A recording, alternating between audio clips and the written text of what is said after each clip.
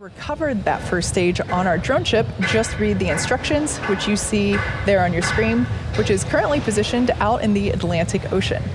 If we stick the landing today, it will mark our 69th successful booster recovery. About 2.5 minutes into flight, the first and second stage will separate, and the second stage will ignite its single Merlin vacuum or MVAC engine to carry the SXM-7 satellite to a highly elliptical orbit. Separation from second stage will occur about 4,000 kilometers above Earth, and then the satellite will perform burns to raise its position to enter a circular medium Earth orbit, or MEO, and reach an apogee of about 20,200 kilometers above Earth. At the top of your screen there, you can see a nose cone-shaped object that sits atop the vehicle. That's the payload fairing, and housed inside there is the SXM-7 satellite. The fairing measures 17 feet, or about 5 meters in diameter, and about 43 feet, or 13 meters tall. The payload fairing protects the satellite from aerodynamic heating, loads, and contamination during ascent. Once we get into the vacuum of space, the payload will no longer need that protection, so we'll jettison the fairing halves to save some weight as the second stage continues on with the satellite to its targeted drop-off orbit. The fairing halves that you see there, we used them on a previous mission. This is the second time that they are being flown. Both halves previously supported the K-MILSAT-1 mission back in July earlier this year.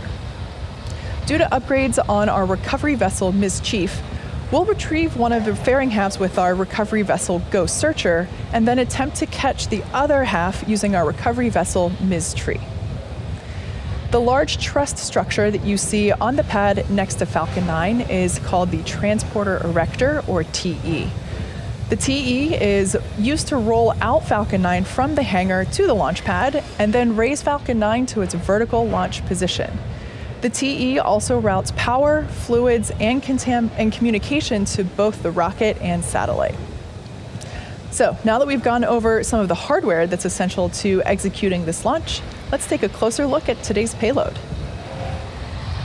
Weighing in at almost 7,000 kilograms and over 100 feet long when its solar arrays are completely deployed, the 27-foot-tall SXM-7, built on Maxar's 1300 class platform, is designed to provide service for more than 15 years. This satellite's unique design also features a large unfurlable S-band reflector to broadcast audio and data signals to users on the ground. By joining Sirius XM's already active fleet, the SXM-7 will deliver the highest power density of any commercial satellite on orbit. This new satellite will send more than 8,000 watts of content to the continental United States, Canada, Puerto Rico, and the Caribbean, which in turn provides users with better signal quality and broader reach. Now, as the clock continues to count down, we're approaching T-minus 7 minutes and 45 seconds.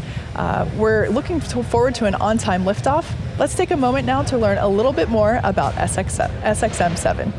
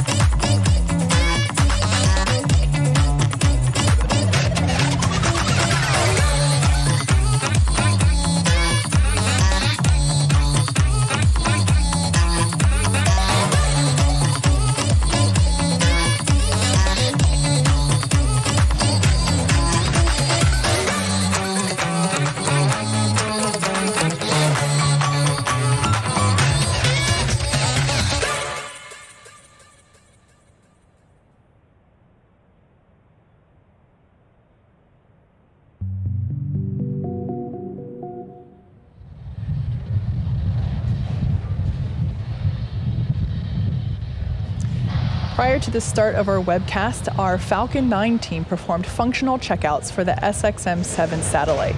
At T-minus 38 minutes, the team concluded their electronic go, no-go poll and gave the OK to proceed into propellant load and launch.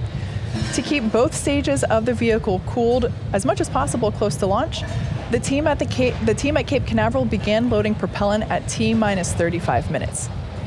Since the second stage Merlin engine is very similar to the first stage Merlin engines, both the first and second stages get to use the same propellants. Our fuel is a refined form of kerosene known as Rocket Propellant 1, or RP1, and our oxidizer is super chilled liquid oxygen, LOX.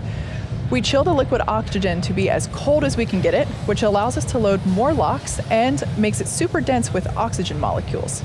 Both of these things give us better performance with those Merlin engines. This also helps us to avoid the need to continue topping off prior to launch in order to make up for losses due to boiling. Now at this point, second stage is fully loaded with RP1, and the first stage looks like it is complete as well. Also, at this point in time, liquid oxygen is being loaded onto both the first and second stages. We're also loading helium into the storage vessels on the first and second stages. During flight, we pass this cold helium through heat exchangers on the Merlin engines. The heat of the gas generator exhaust turns that cold helium into hot helium, therefore expanding it. That expanded helium gas is then used to fill the empty volume in the tanks created by the engine pumps that pull the propellant out of the stage. Very shortly, we'll open the pre-valves between the first stage engines and the propellant tanks. We started to do engine chill-in. You might have heard that call out a couple minutes ago, around T-7 minutes. Basically by opening those valves, we allow some of that super cool liquid oxygen to flow into the turbo pumps, which helps us to avoid any thermal shocks that might occur when we start those pumps up at T-2 seconds to light the Merlin engines.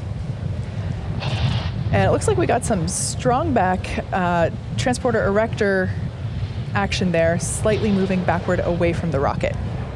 So we're currently at just under T-4 minutes. Everything appears to be on track for our on-time launch. The range is green, and as for weather, we've been keeping an eye on those upper altitude winds today, but right now, everything is looking favorable.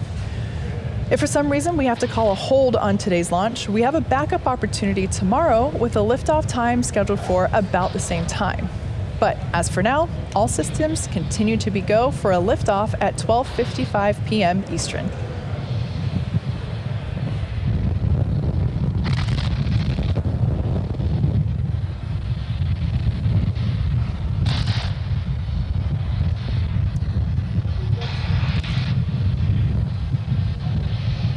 So first stage fuel loading completed on time around T-6 minutes.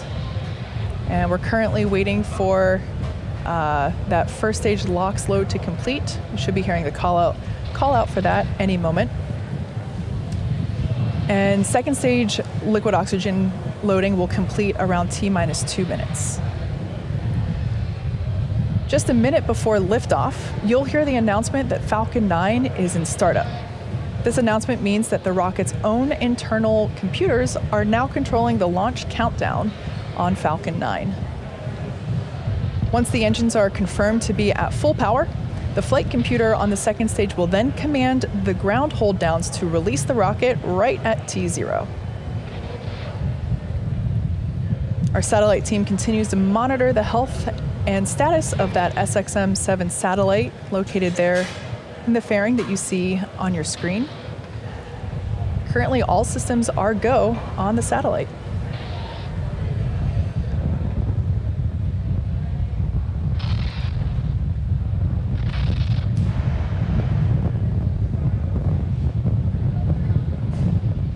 The range continues to be green for launch, and weather continues to look good.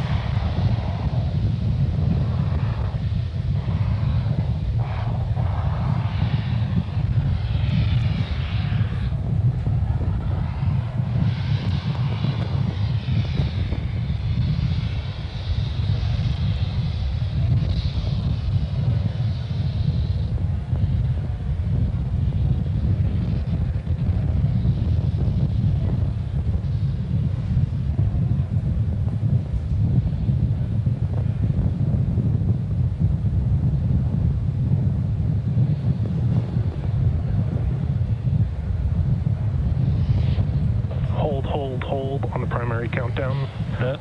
Launch board Sterling. Practice Thursday.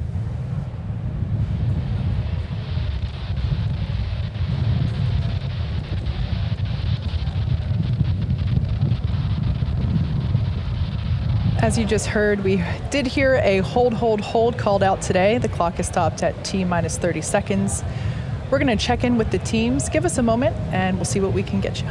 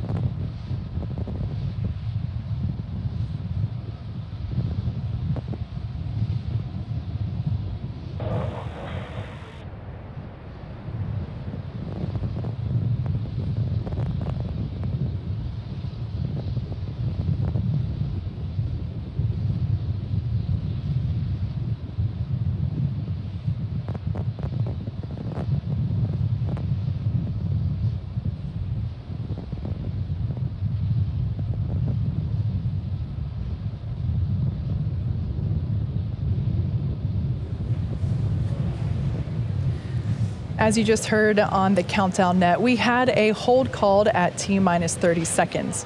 Prior to that, the countdown was proceeding nominally, keeping in mind that the purpose of the countdown is to help us catch any potential issues prior to flight. There are 1,000 ways a launch can go wrong and only one way that it can go right. Given that we are overly cautious on the ground, and if the team or the vehicle sees anything that looks even just slightly off, they'll stop the countdown.